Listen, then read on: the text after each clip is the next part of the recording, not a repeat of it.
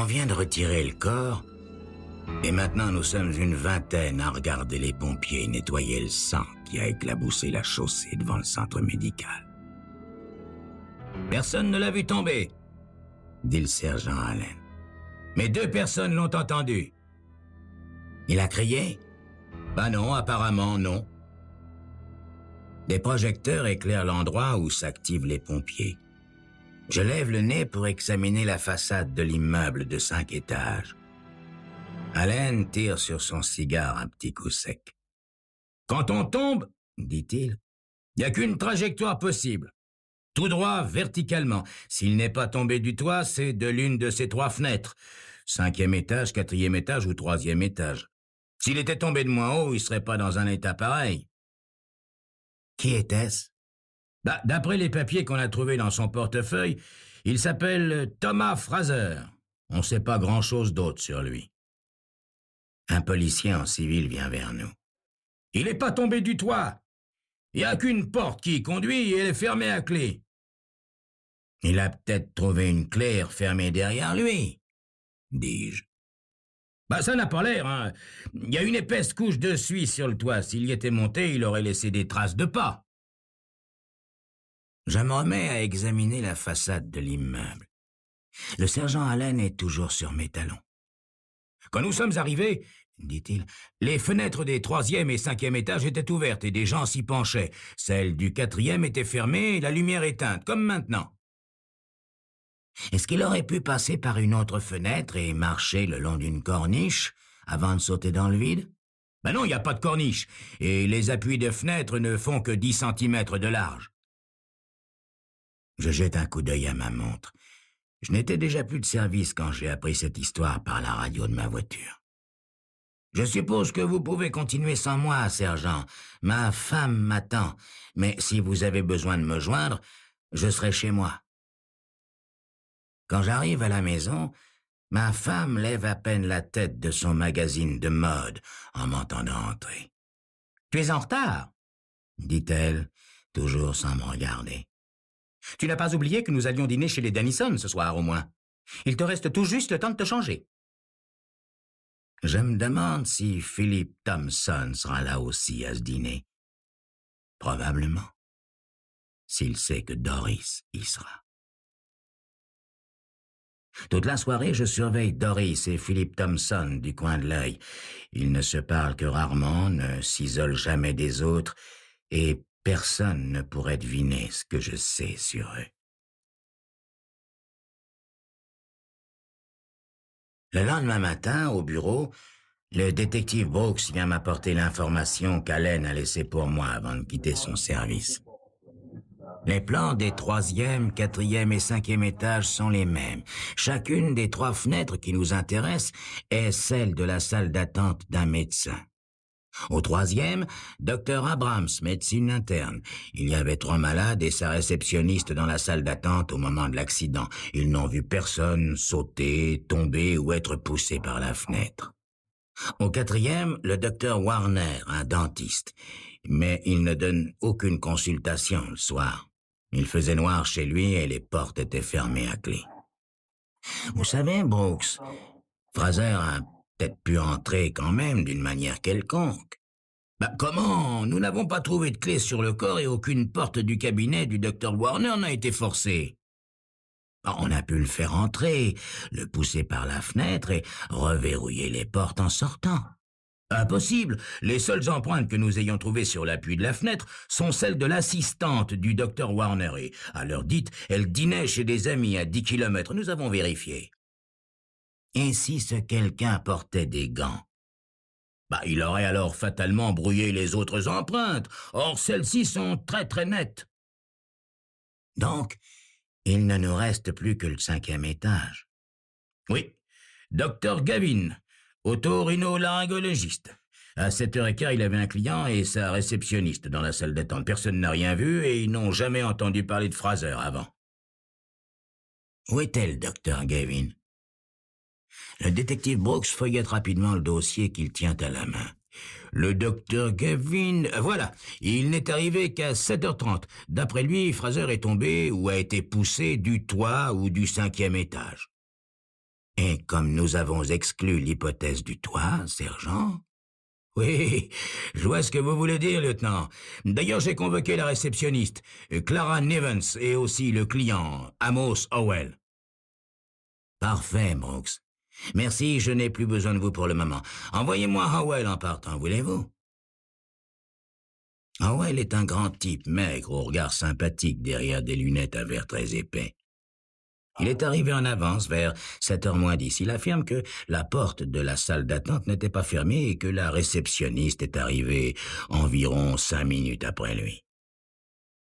Je prends quelques notes sur mon bloc, puis je lui demande « Et le docteur Gavin, il était dans son cabinet ?» « Non, je croyais qu'il y était, mais en fait, il n'était pas là. » « Pourquoi pensiez-vous qu'il était là ?» Son chapeau était accroché au porte-manteau. « Comment savez-vous que c'était son chapeau ?» Eh ben, quand il est arrivé vers 7h30, après que cet homme soit tombé, donc, il a pris son chapeau pour l'emmener dans son cabinet. Parfait, monsieur Howell, parfait. Mais revenons un peu en arrière, s'il vous plaît. Vous dites que la réceptionniste est arrivée 5 minutes après vous. Oui. Et qu'a-t-elle fait? Vous vous en souvenez? Ah oui. Elle est allée à la porte du cabinet du docteur et a essayé de l'ouvrir. C'était fermé à clé et elle m'a dit que le docteur arriverait probablement dans quelques minutes. Oui. Et vous, qu'avez-vous fait, monsieur Howell? Eh bien, j'ai lu un magazine. Mademoiselle Nevens faisait un peu de classement, je crois. Enfin, elle travaillait sur des papiers, en tout cas. Et vers 7h20, nous avons entendu les sirènes. Mademoiselle Nevens a ouvert la fenêtre et nous nous sommes penchés au dehors. Nous étions encore à la fenêtre quand le docteur Gavin est arrivé quelques minutes plus tard. Il a demandé ce qui était arrivé, puis il a pris son chapeau, accroché au porte-manteau, a ouvert la porte de son cabinet et il y est entré. Le cabinet du docteur Gavin a-t-il une autre entrée directe sur le palier? Oui, je crois bien. Quand j'en ai fini avec Howell, je fais entrer mademoiselle Nevens. C'est une petite jeune femme brune aux yeux pétillants de vivacité.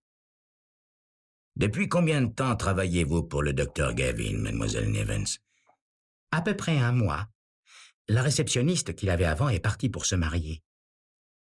Dites-moi, mademoiselle Nevens, le docteur Gavin porte-t-il un chapeau? Ma question a l'air de l'étonner. Pourquoi? Non, je ne crois pas. En tout cas, je ne me rappelle pas lui en avoir jamais vu. Clara Nevens vient juste de sortir quand le détective Brooks revient dans mon bureau. Vous avez trouvé quelque chose, Brooks? Peut-être, lieutenant. Mais que savons-nous au juste sur Thomas Fraser? Il travaillait dans l'immobilier, son affaire marchait apparemment bien, et il s'était marié il y a 3 ans pour la première fois. Il avait 45 ans. À l'heure du déjeuner, je me rends au restaurant Luco. Je prends une table dans un angle de la salle. Je sais que de là, je peux voir sans être vu. 20 minutes plus tard, ma femme et Philip Thompson s'installent à leur tour, à leur table habituelle. Ils commandent un cocktail, se tiennent les mains, se sourient. Quand ils quittent l'établissement vers 1h30, je règle mon addition puis me rends directement au centre médical. Le docteur Gavin est grand, avec d'épais poignets velus et des yeux bleus pâles qui ne vous regardent jamais vraiment en face. Connaissiez-vous Thomas Fraser, le docteur? L'homme qui s'est tué ici hier soir? Non, je ne le connaissais pas. À quelle heure êtes-vous arrivé à votre bureau hier soir? Vers 7h30. Vous avez une porte donnant directement sur le palier? Oui, mais je m'en sers rarement. D'habitude, je rentre par la salle d'attente. Il y a parfois des malades qui arrivent en avance et il n'y a aucune raison de les faire attendre inutilement, n'est-ce pas, si je peux m'en occuper tout de suite. En tout cas, hier soir, vous n'étiez pas en avance. J'ai cru comprendre que M. Howell avait rendez-vous à 7h15. Il a l'air beaucoup moins à l'aise, le docteur Gavin. Avant de répondre, il passe nerveusement ses mains sur les revers de sa blouse blanche. J'essaie en général d'arriver à 7 heures, mais hier, effectivement, je me suis arrêté en route pour prendre un sandwich et un café en bas de la rue. Je ne fais aucune allusion au chapeau. Mieux vaut garder cette question en réserve pour plus tard, quand j'en saurai un peu plus sur lui. Le docteur Gavin a manifestement quelque chose à cacher. Mais quoi? Puisque le corps de Fraser a difficilement pu tomber de la fenêtre de sa salle d'attente. Le corps de Thomas Fraser a été découvert devant un centre médical abritant les cabinets de plusieurs médecins.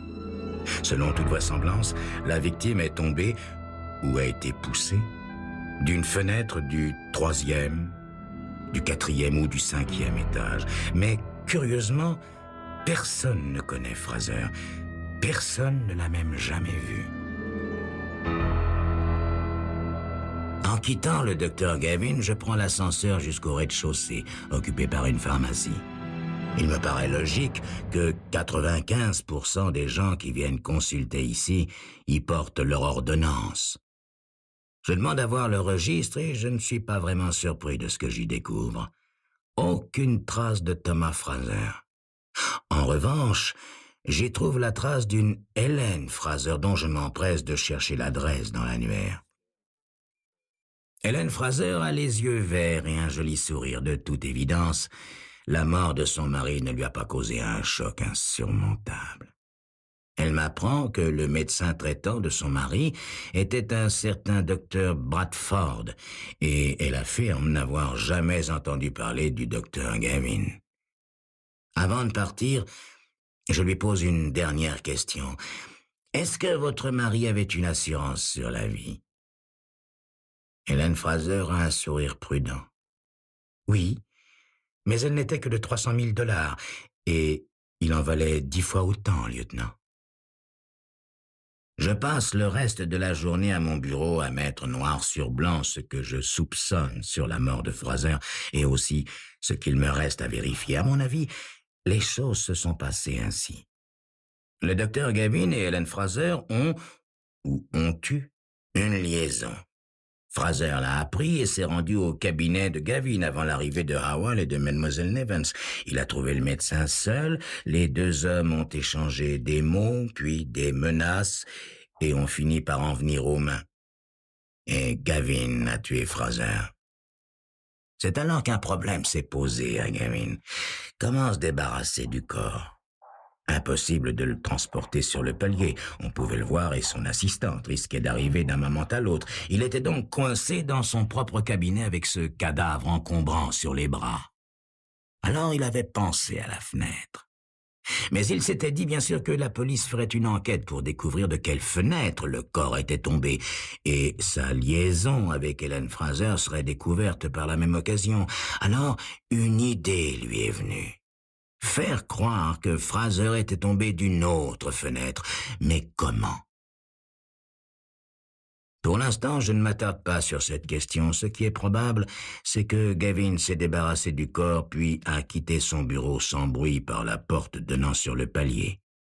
Il n'est revenu qu'en entendant les sirènes. C'est là qu'il a vu Howell et Clara Nevens penchés à la fenêtre. Mais il a vu aussi autre chose. Il a vu le chapeau de Fraser toujours accroché au porte-manteau. Ce soir-là, Doris me regarde d'un air maussade faire ma valise. « Tu ne te mets pas en tenue de chasse ?» demande-t-elle. « Non, il faut que j'aille encore au bureau signer quelques papiers. Je me changerai chez les O'Brien. Au revoir, mon chou. » Doris a un imperceptible haussement d'épaule. « Au revoir. Amuse-toi bien. » Je mets ma valise et mon fusil dans le coffre de ma voiture et j'avance de 2 pâtés de maison avant de faire demi-tour et de m'arrêter. Et là, j'attends. Oh, je n'attends pas longtemps d'ailleurs. Une demi-heure plus tard, Philip Thompson vient garer sa voiture devant notre immeuble. Quelques instants après, je vois sortir Doris, un petit sac de voyage à la main. Je les suis jusqu'à un hôtel assez miteux de l'autre côté de la ville. Je gare ma voiture dans l'ombre, un peu plus loin, et sors mon 38 spécial de ma poche. 2 cartouches suffiraient? Ou dois-je en prévoir une 3e pour moi-même? Je n'en sais encore rien. Quand je pénètre dans le hall, la chance est avec moi. Personne à la réception.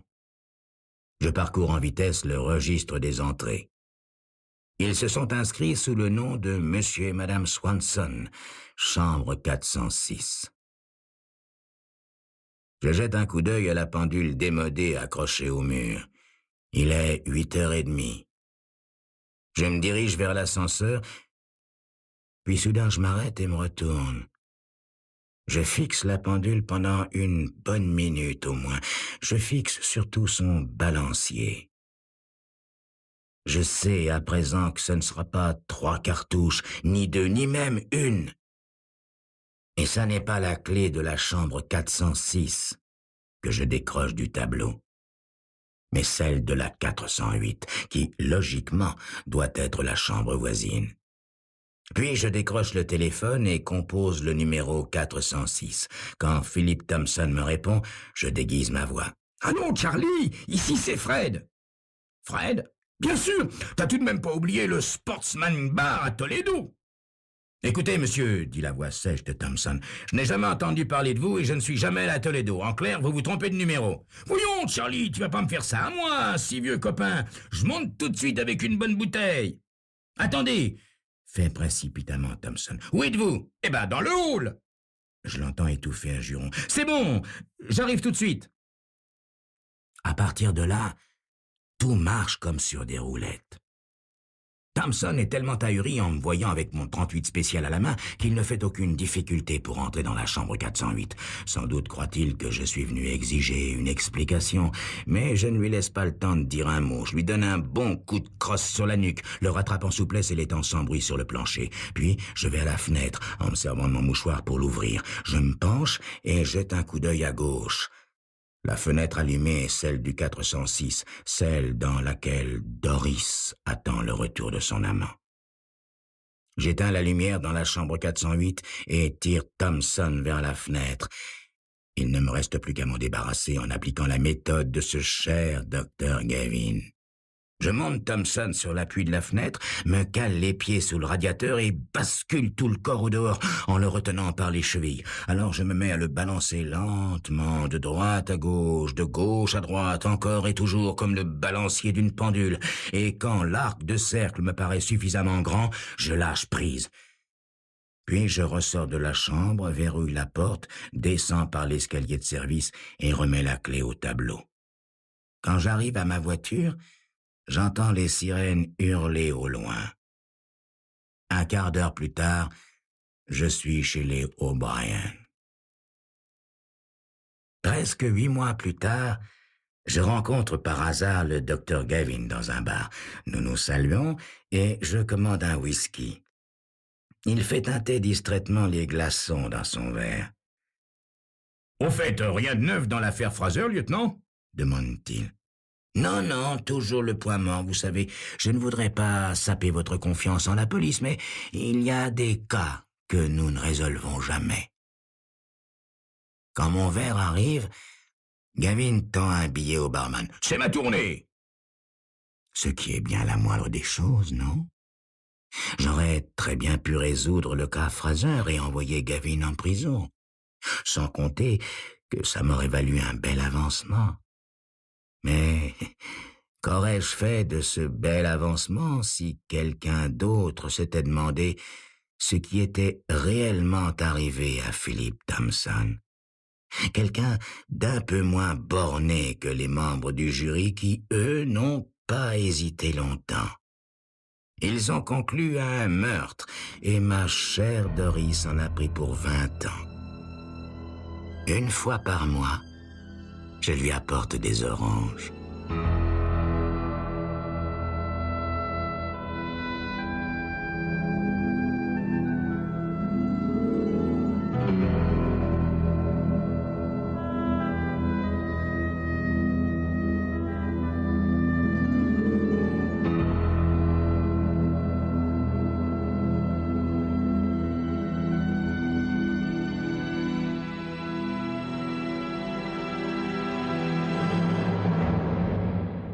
ceux qui m'accuseront d'être trop impulsif feraient mieux d'admirer ma patience. En effet, ça n'est qu'après 15 ans de mariage que je me décidai enfin à tuer ma femme Gabrielle.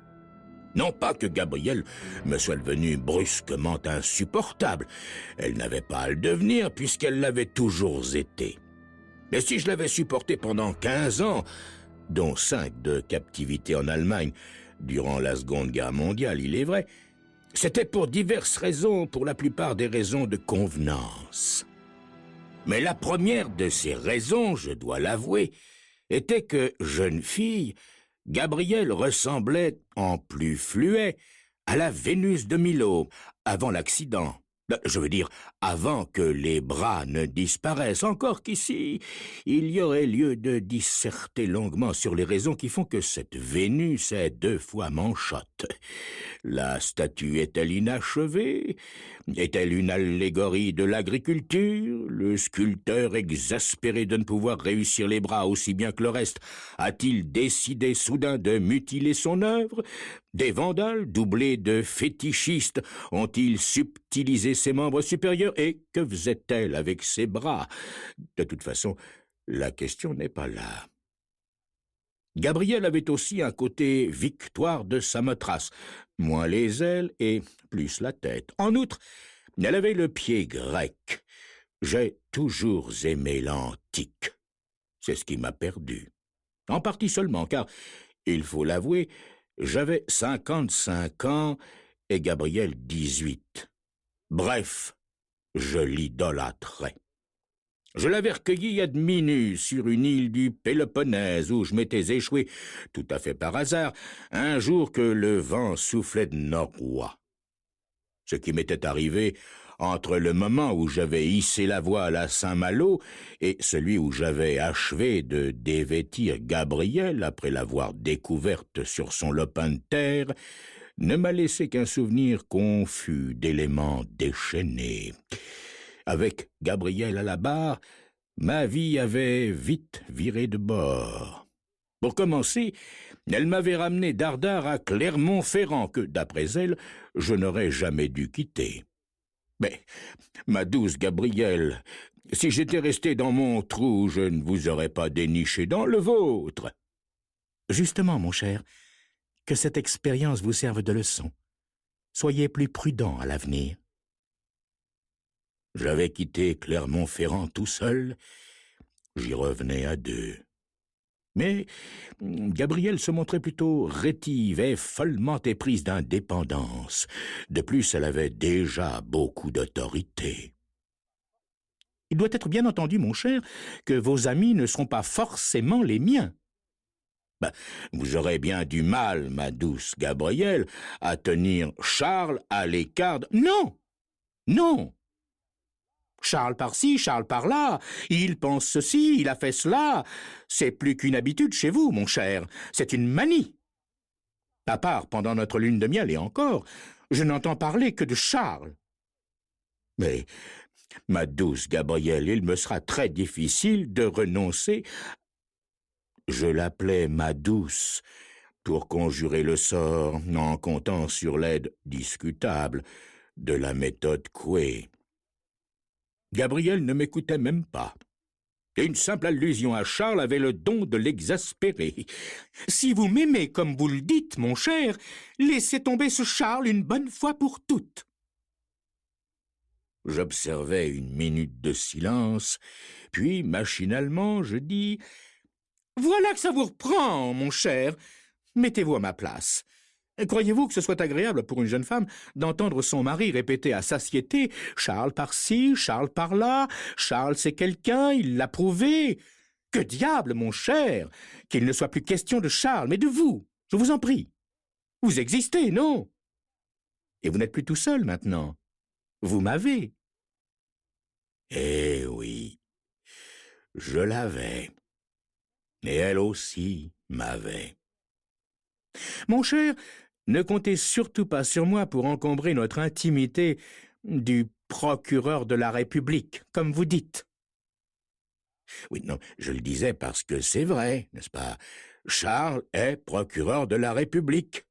Et je parlais toujours de lui avec le respect dû à sa fonction. C'est normal, non? Mais j'étais fou amoureux de Gabrielle. À cette époque, je ne l'avais pas encore vue sous son vrai jour. J'étais vraiment éperdument amoureux d'elle. Et je rompis immédiatement avec toutes celles de mes relations qui n'eurent pas l'heure de plaire à Gabrielle. Du reste, je pouvais fort bien la comprendre. Nous n'avions, elle et moi, ni le même âge, ni les mêmes goûts, ni les mêmes habitudes, n'est-ce pas? La société de Clermont-Ferrand est ce qu'elle est, n'est-ce pas? Ni pire ni meilleure qu'une autre, mais on ne peut pas demander à une jeune femme qui vient de passer 2 ans dans un coin désert du Péloponnèse de s'y adapter sans rechigner. Pourquoi la contrarier sur ce point? Cependant, au plus profond de moi, je me sentais, frustré. Car Gabrielle avait tout de suite éprouvé à l'égard de Charles, dont je puis dire qu'il faisait partie de moi-même, une aversion maladive. Mais pourquoi cette aversion, alors que Charles était un être tout à fait charmant et exceptionnel? Un autre moi-même, vous dis-je.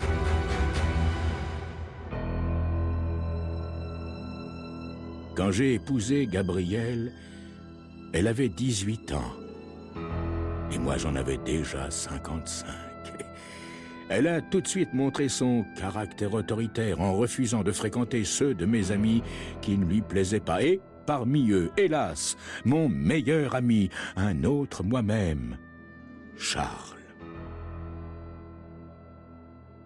Gabrielle était-elle atteinte d'une légère schizophrénie? En attendant de consulter discrètement un ami psychiatre, et de lui poser la question sans nommer personne, bien entendu, je me jetais sur le petit Larousse pour me faire une idée plus exacte de la chose. J'y appris que la schizophrénie, autrefois appelée démence précoce, affecte principalement l'adulte jeune et peut dégénérer en un délire flou et incohérent, dit paranoïde. Paranoïde m'envoya à polymorphisme qui, par des chemins détournés, me ramena à schizophrénie. Maudissant ces définitions particulières au petit Larousse, je me dis que le plus sage serait d'interroger un spécialiste. En attendant, je cessais de faire mention de Charles, mais comment couper tous les ponts entre lui et moi? Nous avions, c'est le cas de le dire, usé ensemble notre fond de culotte sur les bancs de la communale, passé notre certificat d'études avec la même mention très bien, obtenu une bourse de l'État pour continuer notre instruction. Le père de Charles était ouvrier agricole et ma mère couturière. Bref, nous avions travaillé d'arrache-pied pour décrocher la timbale, comme on dit. De fil en aiguille et de primaire en secondaire, nous avions finalement choisi d'étudier le droit. Charles était devenu procureur de la République après quelques années d'exercice, cependant que j'avais le sentiment d'être resté ce que j'étais, c'est-à-dire pas grand-chose, quoi. Quoi que les autres puissent penser de moi, je suis, hélas, lucide, et ne me fais aucune illusion sur moi-même. Je me connais trop bien. Charles avait décidé de rester célibataire, et il avait eu bien raison. Moi, je n'aurais jamais dû me marier. Mais, saisi par le démon de la voile et celui de Midi, réunis pendant les vacances de 1938, j'avais donc rencontré, puis épousé la belle Gabrielle. La guerre entre la France et l'Allemagne ayant été déclarée sur ces entrefaites, sans aucune relation de cause à effet, Charles et moi l'avions faite en Poméranie, à l'abri des barbelés, puis j'étais rentré à Clermont-Ferrand pour y retrouver ma situation en ville et ma femme au foyer. Pendant mes années d'inactivité forcée, Gabriel avait tenu notre maison au doigt et à l'œil, veillant au four, au moulin, m'envoyant des colis, des lettres censurées, me tricotant des gants kaki et des écharpes assorties à la mode du temps, et faisant un peu de résistance à ces moments perdus. J'avais des raisons personnelles de faire confiance à sa fidélité conjugale. Elle se montra donc une femme de prisonnier exemplaire. En Poméranie, Charles et moi étant inséparables, je ne pouvais m'empêcher de parler de lui dans mes lettres à Gabriel. Ma douce, Charles est devenu, pour ainsi dire, le commandant de l'Oflag. Il organise nos soirées. Il a créé une petite troupe de théâtre. Il écrit des vers. De même que je ne pouvais m'empêcher de le citer, Gabriel ne put se retenir de me répondre « Ce que Charles fait ne m'intéresse pas. Parle-moi de toi, de ce que tu fais toi. » Mais moi, il me semblait que je ne faisais rien qui vaille la peine d'en parler. Dans nos lettres, nous avions pris l'habitude, Gabriel et moi, de nous tutoyer. Nous gardâmes cette habitude et, au début de nos trouvailles, tout alla bien. Ma femme était toujours aussi belle, mais de plus en plus possessive et despotique. Du paradis, nous ne tardâmes pas à dégringoler en enfer après un court stage au purgatoire. Il n'était plus question, mais alors, plus jamais question de Charles. « C'est toi que j'ai épousé, Loulou. » Oui, elle m'appelait Loulou, ce qui me paraissait encore plus ridicule depuis mon séjour en Poméranie. « C'est toi que j'ai épousé, Loulou, toi et toi seul. Enfin, tu ne nous vois pas, ce serait grotesque, partageant notre vie privée avec le procureur de la République, ton Charles. » Oui, avouez que c'est saugrenu quand on y pense. Et Gabriel de s'entêter. Notre intimité est sacrée, Loulou. Je ne veux plus jamais entendre parler de Charles. J'en suis terriblement gêné, vois-tu. Cela me donne l'impression de faire ménage à trois. À la limite, c'est indécent. S'il te plaît, Loulou, pas de troisième personne entre toi et moi. Comme s'il était question de ça. Hein? Cependant, je pris mon parti de cet ostracisme. Comment faire autrement, d'ailleurs? Charles ne disparut pas de mes pensées, mais il disparut complètement de mon vocabulaire.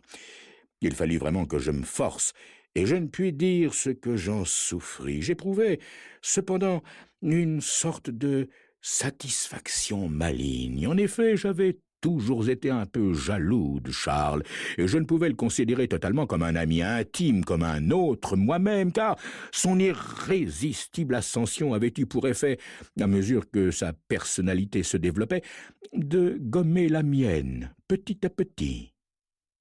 Mais j'avais, jusqu'à ce jour, vécu avec lui dans une intimité trop étroite pour accepter passivement de m'en priver. Parler de lui, de ses succès, de sa brillante carrière, me rassurait en quelque sorte. C'était une espèce de bouée à laquelle je m'accrochais pour ne pas sombrer. Cependant, je ne pouvais que m'incliner si je voulais sauver l'harmonie de mon ménage. Qui sait d'ailleurs si cette amputation n'allait pas me permettre de me sentir plus sûr de moi-même, de ranimer une flamme que la lumière de Charles avait mise en veilleuse. Gabrielle avait peut-être raison, elle qui, d'emblée, s'était méfiée de Charles. J'avais beau lui dire qu'à mon avis, c'était ridicule, elle l'avait pris en grippe et ne démordait pas. Si au moins j'avais pu trouver dans le comportement de Gabriel envers moi des compensations à son fichu caractère, la vie aurait été plus facile. Mais Gabrielle, au demeurant intelligente et bonne ménagère, était au lit d'une froideur exceptionnelle et je ne savais que faire pour réchauffer ce magnifique marbre. Gabrielle considérait l'acte sexuel, qu'elle appelait le devoir conjugal, comme une vieille coutume locale fastidieuse, uniquement bonne pour les Auvergnats, et elle ne s'y soumettait que très passivement. Je dois reconnaître que, même dans ces circonstances, j'étais plus heureux du temps de Charles. Cependant, toutes ces insatisfactions et ces frustrations n'auraient pas suffi pour que je prenne la terrible décision de supprimer Gabrielle. Tous les maris ont des griefs envers leurs femmes, et vice-versa, et Dieu merci, cela se termine rarement par l'assassinat de l'un par l'autre. Mais le soir du 27 juillet, la coupe déborda. Ce soir-là, nous étions couchés. Je serrais Gabrielle dans mes bras quand tout à coup, oh miracle, elle se mit à râler de plaisir. La première surprise passée, je commençais à m'émerveiller, n'est-ce pas? Une ère nouvelle s'annonçait qui allait nous permettre d'anéantir tous nos fantasmes. Oh, ma chérie, oh, Gabrielle, ma douce Gabrielle, mais c'est une révélation! Ne te réjouis pas trop vite, mon loulou. C'est une révélation, oui, mais je vais t'en faire une autre de révélation. Si cela s'est bien passé ce soir, c'est qu'aujourd'hui, pour la première fois, mon loulou, il faut bien l'avouer, je t'ai trompé. N'en croyais pas mes oreilles. Qui donc s'était chargé de faire fondre Gabrielle au point qu'il me restait des miettes encore brûlantes du festin? Bien évidemment, je criais dans la plus pure tradition du boulevard, fin 19e, début 20e. Comment? Quoi? Tu m'as trompé, toi, Gabrielle, toi, en qui j'avais toute confiance, etc., etc. Enfin, tout ce qu'un mari cocufié peut glapir dans l'instant où il apprend son infortune. Gabrielle éclata de rire avec l'air de se moquer de moi par-dessus le marché. « Eh oui, mon loulou, je t'ai trompé. Et devine avec qui? »« Avec qui, Gabrielle, avec qui ?» Elle vint se nicher au creux de mon épaule et ronronna de plaisir. « Tu ne peux pas deviner, mon loulou. C'est trop classique pour que tu y penses. Je t'ai trompé avec ton meilleur ami, naturellement. »« Mon meilleur ami ?» Je ne comprenais pas. Je n'avais pas d'amis. Je n'en avais plus. Elle les avait tous éloignés de moi. Tu ne vas pas en revenir, mon loulou. Je t'ai trompé avec Charles. C'est elle qui n'en revint pas.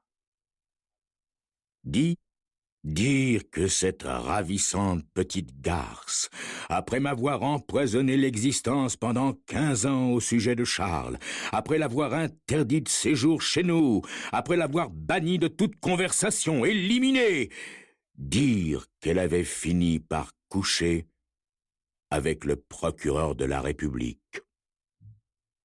Comme j'avais eu raison d'être jaloux de Charles, mais là, c'en était trop. Au paroxysme de la colère, je serrais le cou de Gabrielle, qu'elle avait ravissant d'ailleurs. Je serrais. Quand elles furent tombées en arrière avec mollesse, et que les pensées finirent de se bousculer dans ma pauvre tête, je me rendis compte que moi, je venais de commettre un meurtre. Par nature et par entraînement, je suis on ne peut plus respectueux de la justice. Il ne me restait donc qu'une solution. Je m'assis devant ma machine à écrire et je commençai une longue lettre en forme de confession. Monsieur le procureur de la République, je viens de tuer ma femme, Gabrielle. Les raisons complexes qui m'ont fait agir, et il y en avait comme ça une dizaine de pages. Je me relus soigneusement en m'aidant du dictionnaire, puis je glissai les feuillets dactylographiés dans une enveloppe, la cachetai, y écrivis l'adresse officielle de Charles d'une main qui tremblait à peine, l'affranchis au tarif réglementaire et la jetai le soir même dans une boîte aux lettres. Cette nuit-là, pour la première fois depuis mon mariage avec Gabrielle, je fis chambre à part. Le lendemain, je m'habillai comme d'habitude, je pris mon petit déjeuner comme d'habitude, et je me rendis à mon bureau comme d'habitude. Et comme d'habitude, je trouvai mon courrier disposé par ma secrétaire sur mon sous-main en cuir. Il y avait là une vingtaine de lettres qui m'étaient adressées personnellement. Comme d'habitude, la plupart émanaient de fous, d'obsédés, de maniaques. Je les éparpillai, pris celle que j'attendais, la décachetai d'une main qui ne tremblait pas, et lus. Monsieur le procureur de la République, je viens de tuer ma femme Gabrielle. Les raisons complexes qui m'ont fait agir de la sorte. Après 15 ans de mariage, 15 ans de patience, je me suis enfin décidé à tuer ma femme Gabrielle.